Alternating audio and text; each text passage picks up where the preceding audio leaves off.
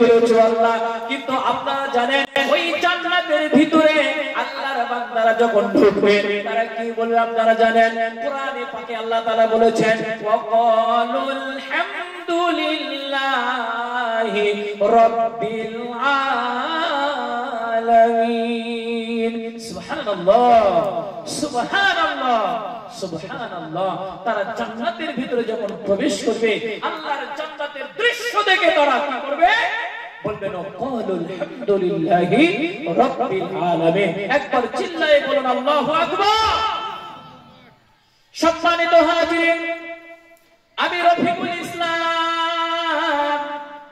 রফিকুল ইসলাম আপনাদেরকে জানিয়ে দিয়ে গেলাম, যতটুকু কথা বলবো কোরআন থেকে বলবো, হাদিস থেকে বলবো। ইসলাম দরদি ভাই আমার, কোনো কিচ্ছা কাহিনী বলার জন্য আমি এখানে আসি নাই। যতটুকু কথা বলবো কোরআন থেকে বলবো। আসো আগে বাড়ি। আমরা আল্লাহ রাব্বুল আলামিন জান্নাতীদেরকে কি নিয়ামত রেখেছে আপনারা শুনবেন কিনা জোরে বলুন। শুনবেন তো?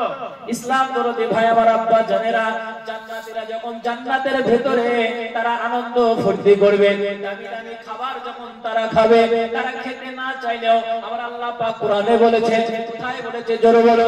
কোরআনে আল্লাহ তাআলা বলেছেন ওয়া ফীহি মা তাশতাহিল আনফুস